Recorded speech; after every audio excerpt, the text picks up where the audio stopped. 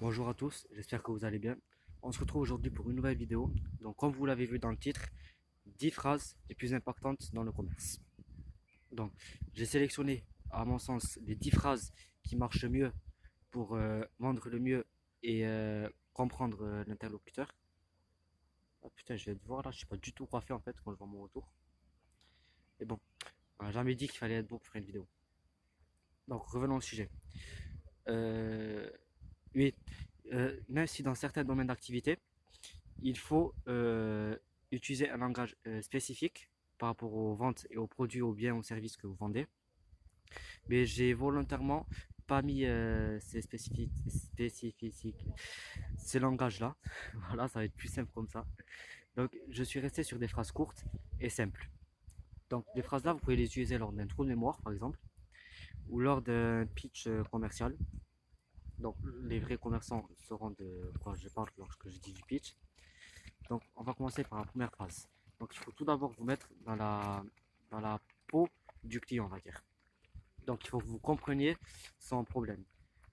Par exemple, vous pouvez dire la phrase suivante. Moi également, j'avais tel problème et je l'ai résolu de cette façon-là. Donc, on va prendre l'exemple de quelqu'un qui a des douleurs de dos et qui ne trouve pas de solution pour du coup avoir moins de douleurs, pour ne pas avoir mal du tout. Et là, vous pouvez revenir avec votre phrase. Moi aussi, j'avais euh, mal au dos, des douleurs vertébrales, etc. Et je l'ai résolu en faisant plus de sport, en me tenant plus droit. Et du coup, ça a fait ces conséquences-là. Et cette phrase-là va être très importante vis-à-vis du client. Parce que du coup, il va se dire, il sait de quoi je parle, il est passé par là aussi. Du coup, je vais pouvoir peut-être lui faire confiance.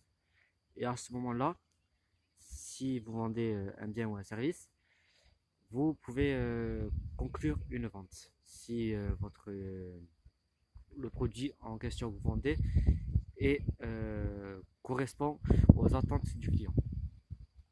Donc, oula.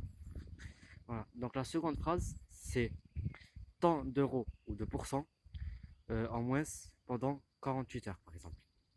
Donc, il faut que vos promotions aient une raison. Par exemple, je fais des promotions parce que c'est les 10 ans de l'entreprise, parce que c'est la nouvelle ouverture. Dans certaines grandes anciennes, ils font des liquidations également. Donc, c'est des phrases comme ceci qu'il faut, c'est des raisons comme ceci qu'il faut apporter à votre promotion, malgré, pour des produits de faible valeur. Par exemple, dans un magasin, vous allez acheter un paquet de gâteaux, etc., et qu'il y a une promotion dessus.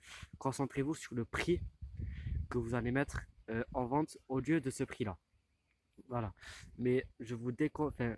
Beaucoup de personnes font des pourcentages, font des réductions en pourcent, mais l'acheteur, il va beaucoup être touché par une exposition en euros. Parce que les clients, ils achètent avec des euros et ils ont des euros sur leur compte en banque. Ils n'ont pas de pourcentage. Donc, je vous invite vraiment à, si vous voulez faire des promotions pour mieux vendre, d'utiliser du coup des euros.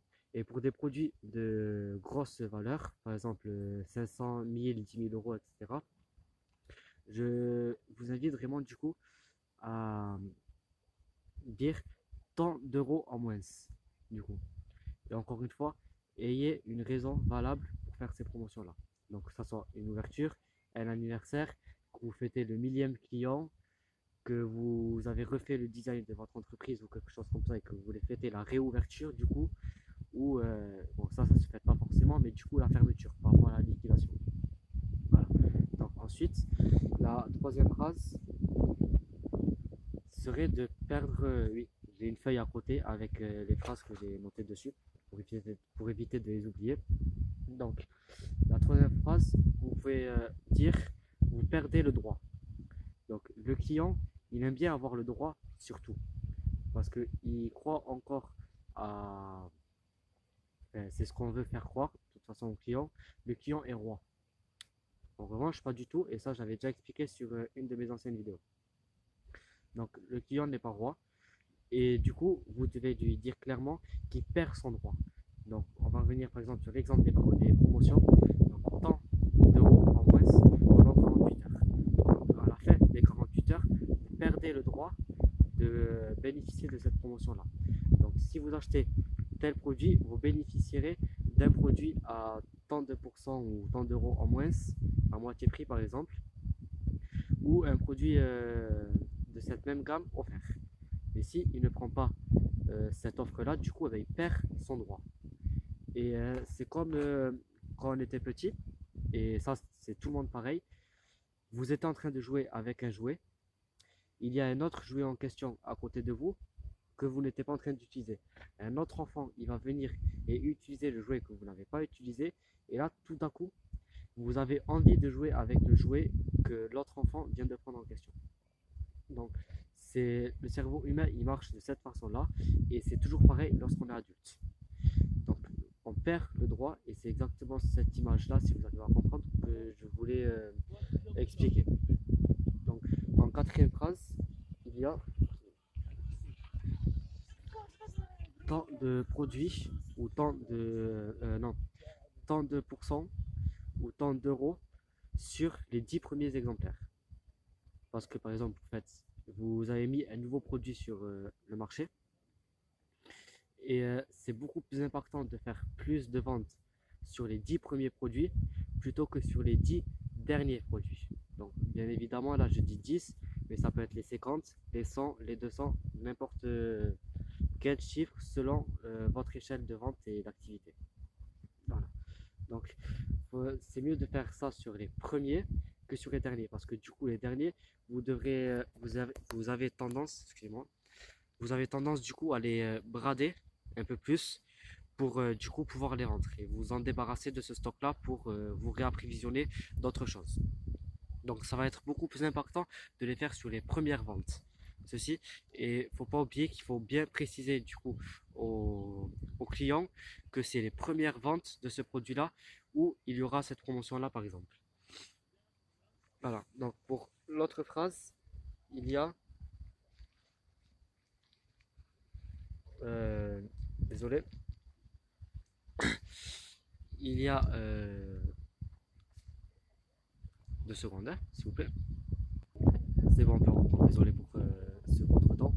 Donc j'en étais à la prochaine phrase. Donc X heure avant la fin de ceci, par exemple. Donc encore une fois, bien entendu que là c'est des phrases que je vous donne et que vous devez du coup les compléter avec vos promotions, vos biens ou services que vous mettez en avant, vos argumentaires de vente selon votre domaine d'activité. Donc, I tant d'heures avant la fin de ceci. Donc vous sortez une phrase comme ça, par exemple dans une publicité ou pour un client qui est en face de vous. Et du coup, ce client-là, il va se dire, bon, il me reste de, tant de temps pour pouvoir acquérir ce produit-là. Ce produit-là, désolé. Sinon, encore une fois, je perds le droit. Donc, les phrases comme ceci sont toujours en raccord avec l'une et l'autre, et c'est toujours en raccord avec le droit et les attentes du client, comme pour la première phrase que je vous avais citée. Donc, ce client-là, du coup, eh ben, il va savoir que si il ne va pas acquérir ce produit-là en question avant le temps imparti, du coup, eh ben, il va perdre son droit et il ne va pas pouvoir bénéficier du coup de ce produit-là que vous mettez en avant durant, par rapport à cette phrase-là que vous avez sortie. Voilà. Donc, on se retrouve maintenant pour la sixième phrase. Donc, la phrase suivante est les 10 seuls exemplaires disponibles. Donc, imaginez que vous êtes un designer automobile et que vous avez redessiné une nouvelle voiture ou un nouveau intérieur sur une nouvelle série de voitures et vous en fabriquez seulement 10 pour commencer. Donc, ce sont bien entendu des prototypes et les personnes qui vont aimer avoir les dernières nouveautés, qui vont aimer avoir des choses que les autres ne possèdent pas, entre guillemets, vous pouvez du coup utiliser cette phrase-là. Ce sont les 10 seuls exemplaires pour l'instant disponibles. Donc, vous pouvez du coup vendre ces produits-là, ces prototypes, et pouvoir du coup récolter l'avis des clients afin de savoir du coup si vous pouvez faire une série ou si vous allez faire, s'il y a besoin de retravailler le design ou quoi dessus, par exemple. Donc, cette phrase-là marche très bien pour les gens qui aiment la nouveauté, euh, qui veulent avoir des choses que tout le monde ne possède pas. Voilà. Donc ensuite, pour la septième phrase,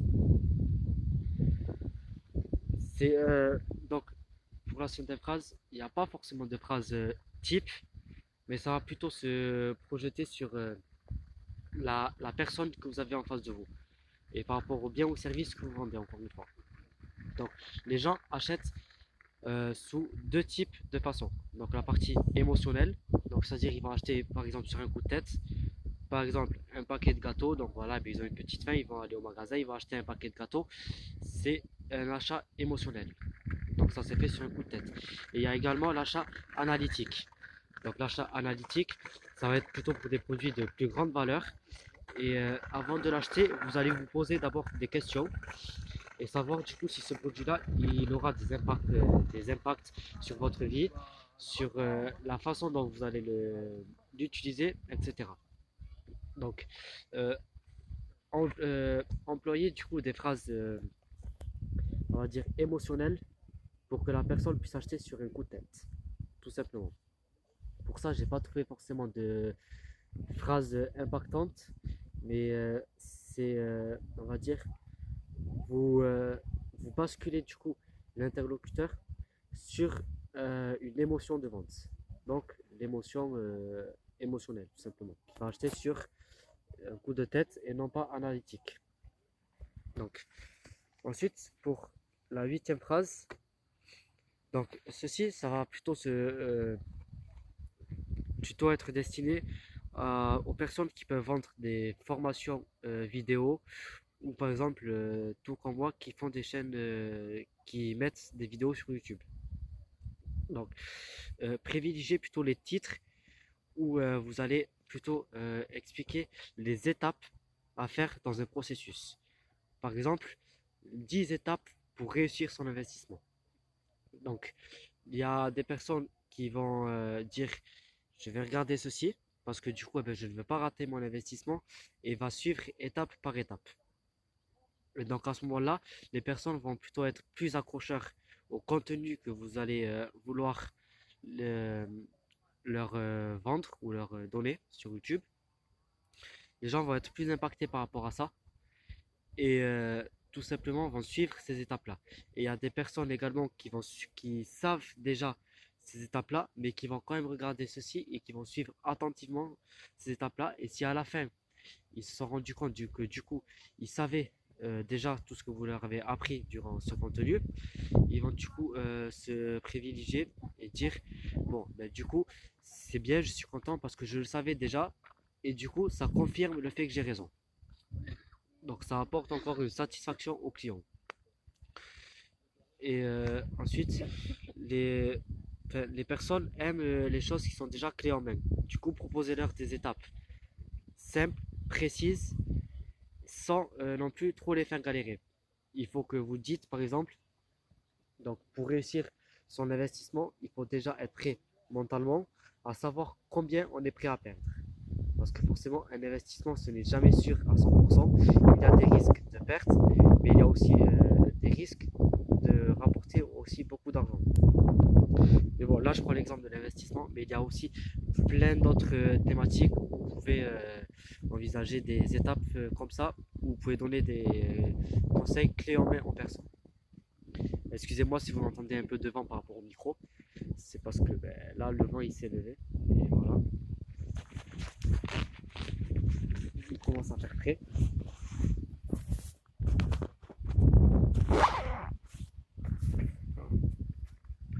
Désolé, j'ai dû fermer la veste. Voilà, donc ça c'était pour la prochaine phrase. Ensuite, pour la neuvième phrase, donc révéler des clés. Donc ne révélez pas des secrets non plus, parce que du coup, ça c'est un argumentaire qui marchait durant les années 2000 voire 2010 grand maximum. Mais bon, là le marché il a évolué. Du coup, forcément, il faut savoir, il faut que les argumentaires et les produits vendus évoluent avec le produit aussi. Et donc, ne donnez pas des secrets aux personnes, mais donnez-leur plutôt des clés. Donc là, par rapport à ça, c'est spécifique par rapport à chaque domaine d'activité. Du coup, je ne vais pas pouvoir vous en dire plus sur cette phrase-là. Mais voilà, en gros, donner des clés. C'est comme pour la phrase suivante, là où vous donnez des étapes. Là, c'est pareil, donner des clés de réussite. Pour, par exemple, réussir, il faut passer par ceci, par cela et par ça. Et pour chaque clé, il y a un processus à faire, donc des étapes à suivre. Voilà, donc ça, c'est quelque chose. Cette phrase-là, je vais pas mentir, je la sors de mon chapeau juste comme ça. Voilà. Ensuite, pour la 10e phrase, les gens ne cherchent pas à améliorer leur quotidien, mais plutôt à changer. Donc, je vais prendre un exemple du coup de la nutrition et de la santé. Donc, euh, un produit ou un programme de sport, vous allez pouvoir mieux le vendre en disant changez vos habitudes alimentaires, changez votre physique si vous le souhaitez en prenant en faisant un régime alimentaire pour une prise de masse, une perte de poids, un gain d'énergie ou des choses comme ça. Donc ça c'est par rapport aux attentes du client qui voudra. Que vous allez lui faire son bilan. Voilà. Mais les gens ne cherchent pas à améliorer, cherchent à changer. Donc s'ils sont prêts à... Si vous trouvez les arguments et que vous vendez le bien ou service qui donnera encore plus le déclic de changer, les gens vraiment ils changeront leurs habitudes. Parce que du coup, ça, enfin, le changement il vient au fur et à mesure des améliorations. Donc plus vous améliorez et mieux vous changerez. Donc enfin, ça, c'est une phrase que vous pouvez sortir à votre client. Et du coup, il y aura beaucoup plus d'impact que par exemple une phrase type améliorer votre alimentation. Améliorer l'alimentation, d'accord, mais bon, au final, de quelle façon je vais pouvoir l'améliorer? Voilà. Alors que si vous dites changer votre alimentation, là du coup ça a beaucoup plus d'impact par rapport à l'interlocuteur en face.